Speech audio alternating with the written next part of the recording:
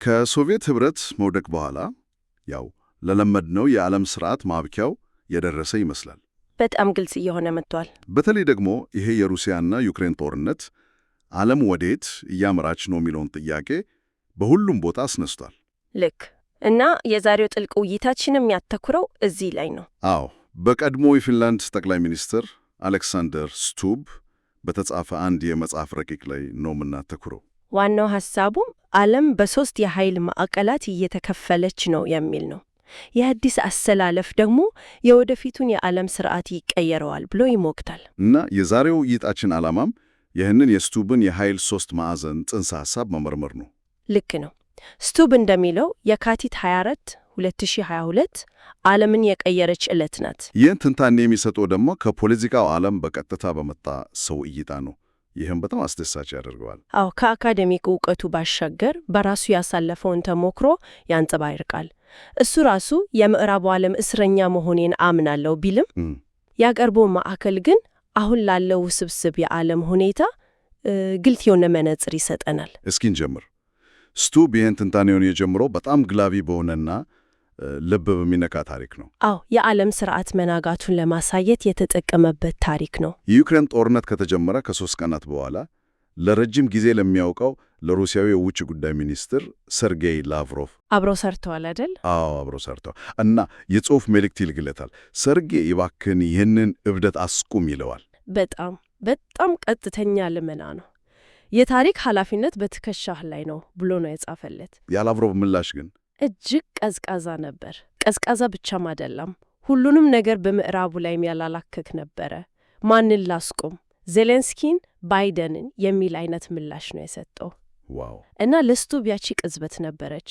በቃ ፖይንት ኦፍ ኖ ሪተርን የሚባለው የመጨረሻው ነጥብ። ያ ማለት ከቀዝቃዛው ጦርነት በኋላ የተገነባው በሕግ ላይ የተመሰረተ ስርዓት በቃ እዛ ላይ ነው ሙሉ ለሙሉ የተሰባበረው ብሎ የተረዳበት ቅጽበት ነበር። እሺ፣ ይሄ የግል የመልእክት ልውውጥ እንዴት ነው ከዓለም ስርዓት መፍረስ ጋር የሚገናኘው? አንድ ሰው ከዚህ ተነስቶ የዓለም ስርዓት ፈርሷል ቢል ማጋነን አይሆንም። ጥሩ ጥያቄ ነው። ለስቱብ ግን ያ ተራ መልእክት አልነበረም። የዓመታት የዲፕሎማሲ ጥረት፣ ግንኙነት፣ መተማመን በአንድ ፌዝ የተቀላቀለበት ምላሽ ሲመጣበት የሕግ የበላይነት ሳይሆን የኃይል የበላይነት እንደነገሰ ያመላከተው ክስተት ነበር። እና ይህንን እንደ መነሻ ተጠቅሞ ነው እንግዲህ ታሪካዊውን ለውጥ የሚተርክልን። ልክ ነው።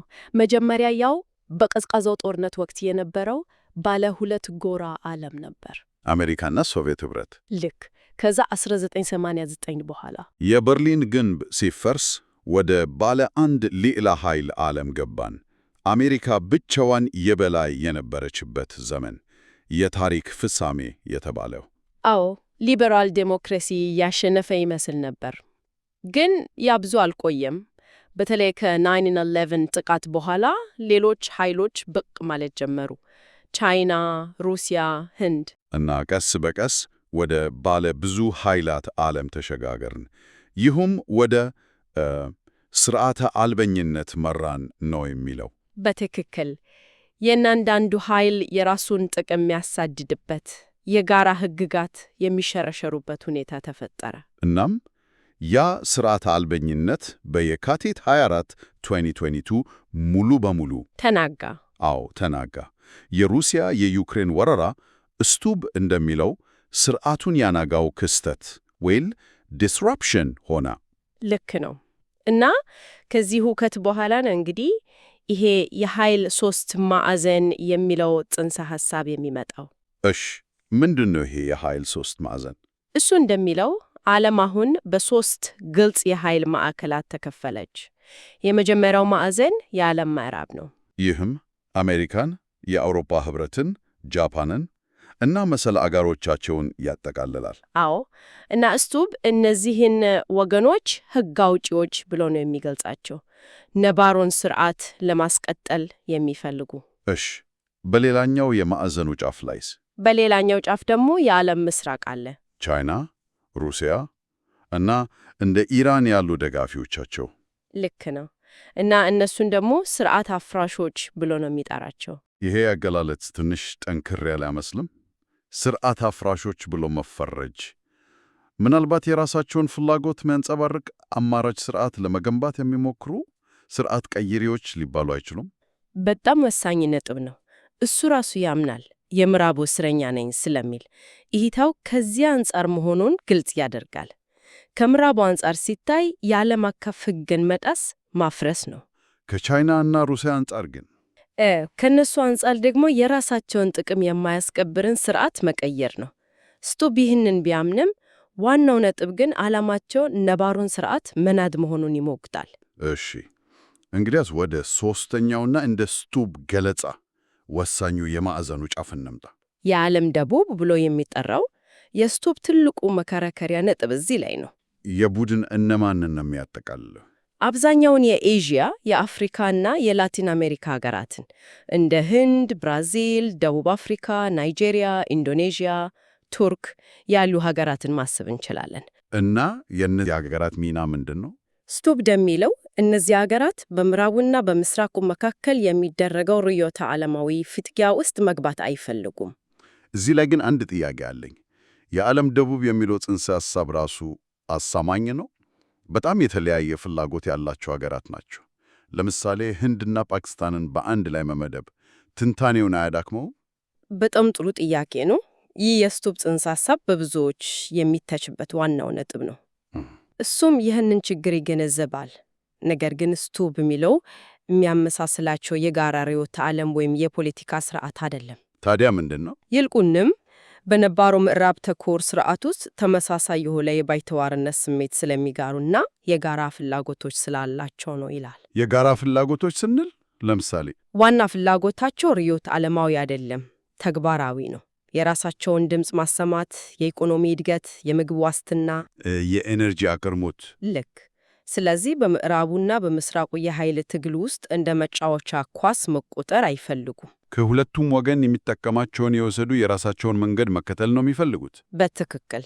በዚህ ምክንያት የወደፊቱን የዓለም ስርዓት አቅጣጫ የሚወስኑት እነሱ ናቸው ይላል ስቱብ። የኃይል ሚዛኑን ወደ የትኛውም አቅጣጫ የማዘንበል አቅም አላቸው። ይህን ሁሉ ስናይ የስቱብን ማንነት መረዳት በጣም ወሳኝ ይመስላል። የፖለቲካ ተሞክሮው ትንታኔውን እንዴት እንደቀረጸው የሚያሳይ አንድ ታሪክ አለ አይደል? አዎ፣ ይህንን ነጥብ የሚያጠናክር በጣም አስደሳች ታሪክ አለ። በፖለቲካ ሕይወቱ በጣም ከባድ ወቅት ላይ ነበር። እናም ከአንድ የአውሮፓ ስብሰባ ላይ ከጀርመኗ መራሒተ መንግስት አንጌላ መርከል ጎን ይቀመጥና አንጄላ ምን ላድርግ ብሎ ምክር ይጠይቃታል። የሜርከል ምላሽ ምን ነበር? በጣም ተግባራዊና ቀጥተኛ ነበር። ሁለት ነገሮችን አድርግ ትለዋለች። አንደኛ፣ ስለ አንተ በመገኛ ብዙሃን የሚጻፈውን ምንም ነገር አታንብብ፣ አንድም ቃል አታንብብ።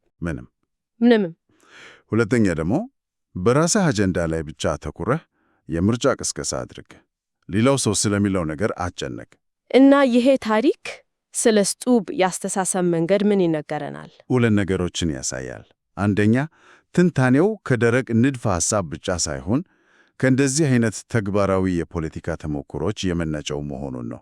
ሁለተኛውስ? ሁለተኛ፣ እሱ ራሱ የምዕራቡ እስረኛ ነኝ ሲል ምን ማለቱ እንደሆነ ግልጽ ያደርጋል። እይታው በዚያ በምዕራቡ የፖለቲካ ባህል የተቀረጸ ነው። ይህንን በግልጽ ማመኑ ግን ትንታኔውን እንደ ፍጹም እምነት ሳይሆን እንደ አንድ ማዕቀፍ እንድንመለከተው ያደርጋል። ልክ ነው።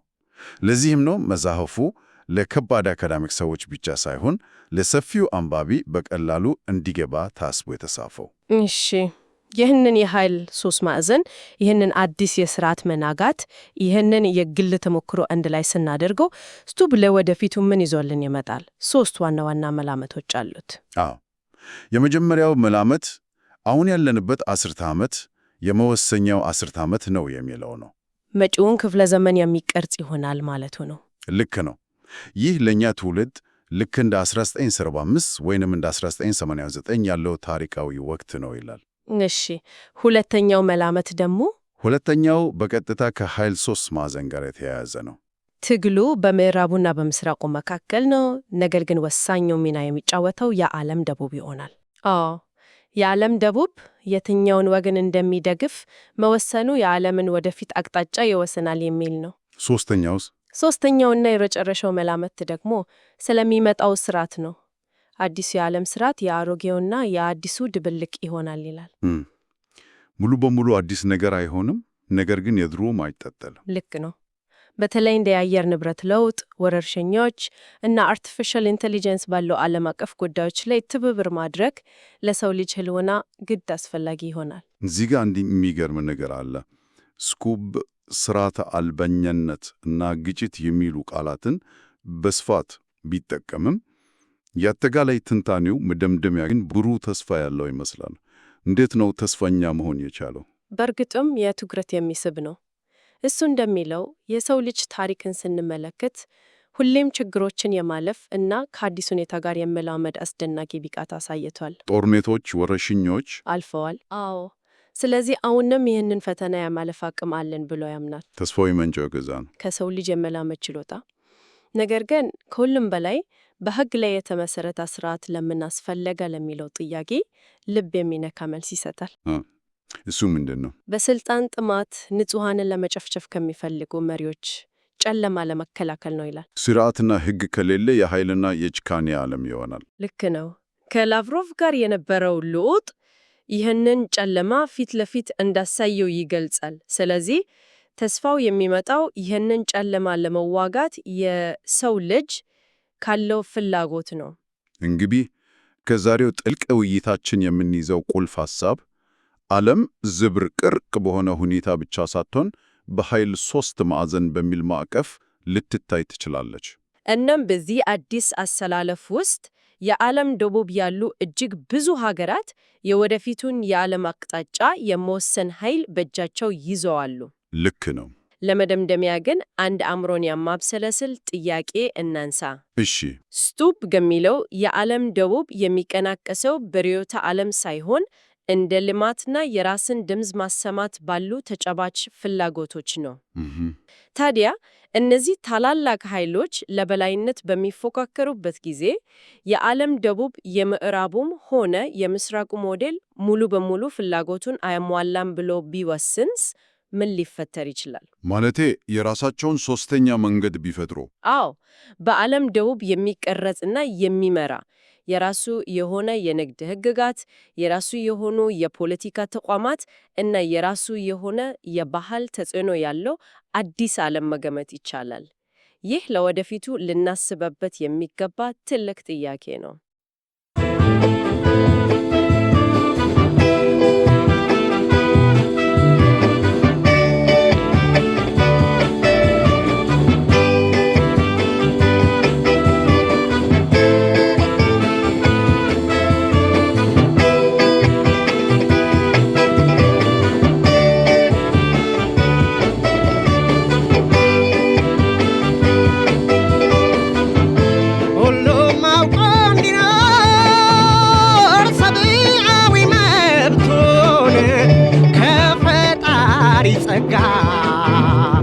የተሰጠ ሀብቶን ነበረ ምኞቴ ሰመረ መሰለኝ ፍላጎቴ ደርሶ አይቼው ደስ አለኝ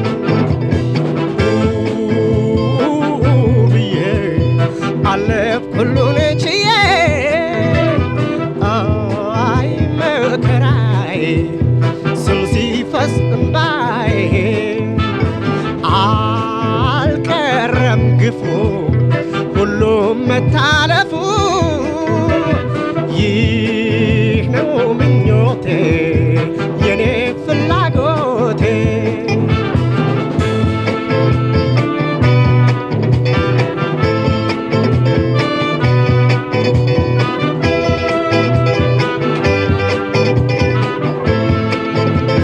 በከንቱ አልቀረም ጩኸቴ ተሰማ ሁሉም ተረዳለኝ በፍቅር ተስማማ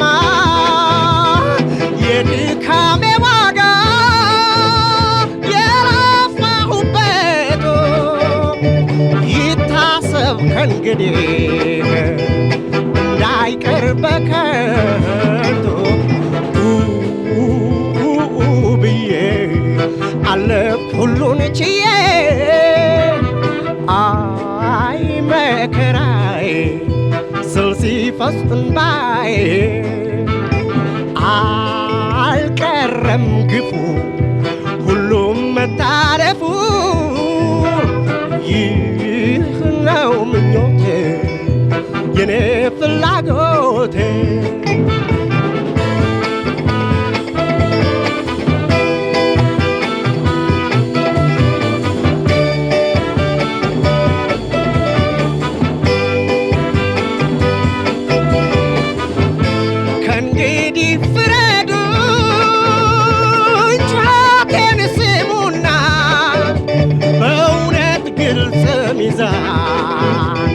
ጊዜውን ለኩና ብዙ ጊዜ አልፎኛል መከራንሳዬ የኔ ጩኸት ሆኖ ለሌሎች ሲሳይ ብዬ አለፍኩ ሁሉን ችዬ አይ መከራዬ ስል ሲፈስ እንባዬ አልቀረም ግፉ ሁሉም መታረፉ ይህ ነው ምኞቴ የኔ ፍላጎቴ ይህ ነው ምኞቴ የኔ ፍላጎቴ ይህ ነው